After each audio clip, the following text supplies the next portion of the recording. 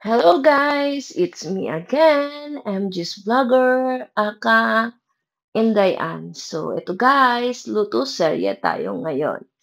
Gagawa tayo ng maha blanca. Hello guys! For today's video, gagawa tayo ng maha blanca. So, ayan ang ating mga ingredients. So, ito guys, gagawa tayo ng maha blanca dahil request ni Calix ang maha blanca. So, nandito tayo sa bahay. Ito, prepare na natin ang ating mga ingredients. Ano ko? So, pagsama-samahin na natin ang ating dry ingredients. So, ito ang ating maizena. So, maglalagay tayo ng 2 cups nito.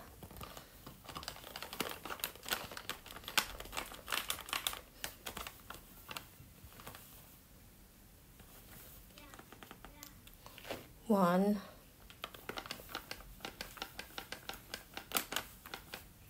Two cups lang to. So, bali 2 cups lang pala itong isang ganito. So, anong grams to? 250 grams. 2 cups lang siya. Kasi hindi punong-puno. Okay. So, isang box ng 250 grams. Okay. Bali 2 cups. Then, lalagay na natin yung ating lalagyan natin ng 2 cups, 4 cups of water. Pero ako, 1 cup lang lalagay kong water dahil lalagyan ko ng fresh milk.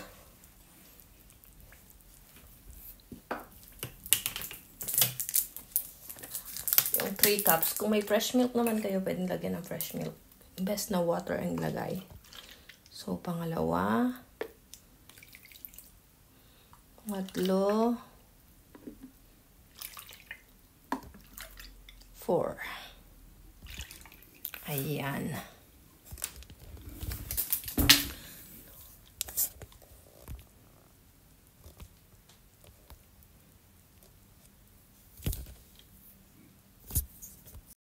Then mix well.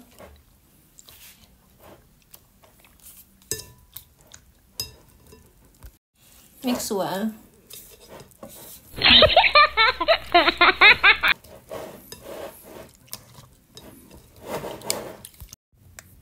So, kailangan natin ng 2 can na coconut milk.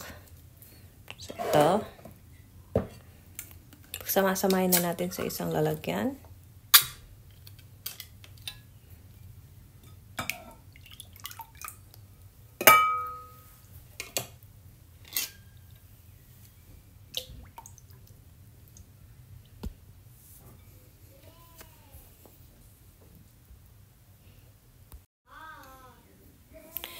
Ilagay natin tong cream style sweet corn.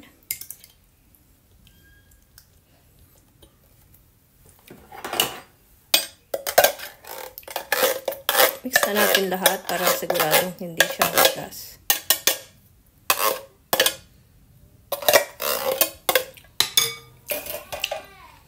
At itang isang condensed milk. Ang bango ng corn.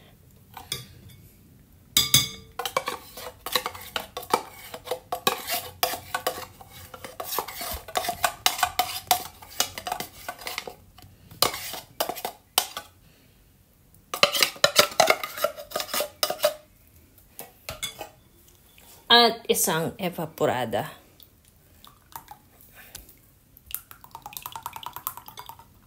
So, mix well. Mimix lang natin to guys.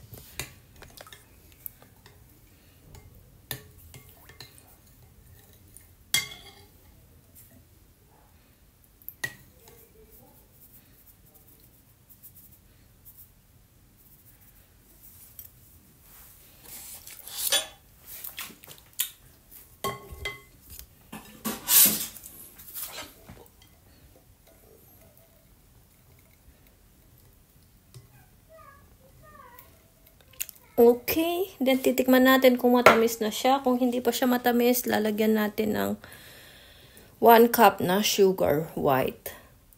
Natin ng konti. So, kulang ang tamis guys. Lalagyan natin ng 1 cup sugar white.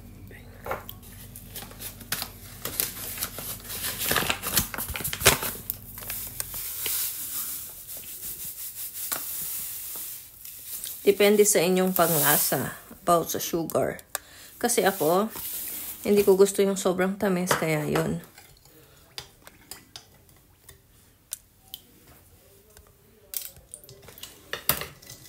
Ayan. Kailangan tunawin muna natin yung sugar.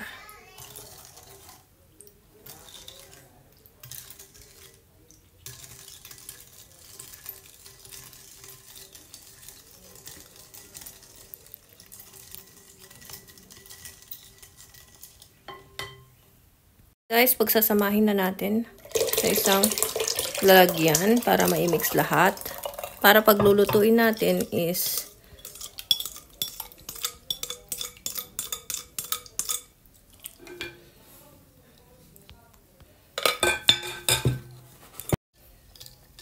so, ito na guys. So, ilalagay na lang natin to guys sa ating kalan at lutuin sa kaldero. Ayan.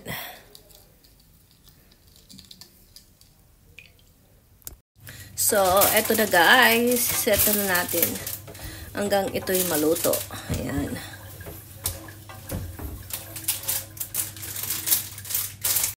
So, ilalagay na natin tong corn na wool ng kalahati. So, yung kalahati, ipang tatapis natin.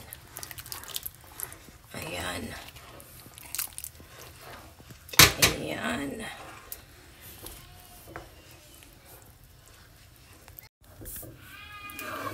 So, eto guys, malapit na siyang maluto. Ano, mga 15 minutes. Depende sa apoy nyo.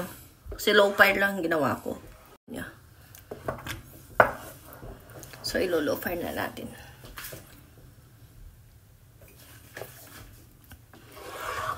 Ayan o. Creamy.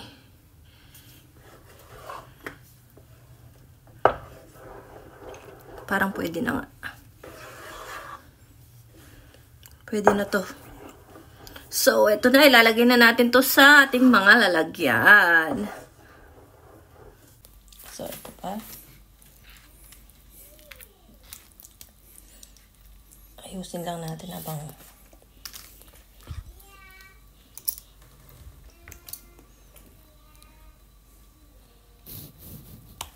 so, lalagyan natin ng toppings. So, ito guys, lalagyan natin ng toppings.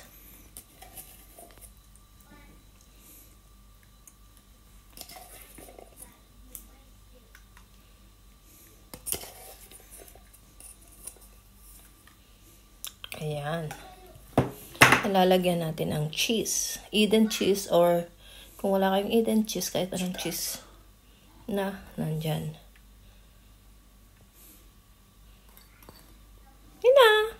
Then, ilalagay na natin to sa rep. So, nakagawa ako ng 3 guys. Doon sa ingredients na sinabi ko. Ayan. So, ready na sa ref. Bye!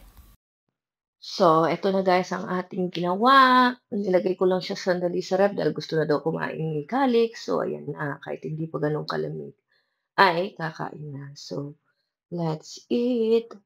Kaya, napaka-creamy niyan guys. Napakasarap. Kaya, try nyo na ang aking recipe. Bye! So, kakain na tayo guys. I-try nyo na ang aking recipe. At see you next video. Bye!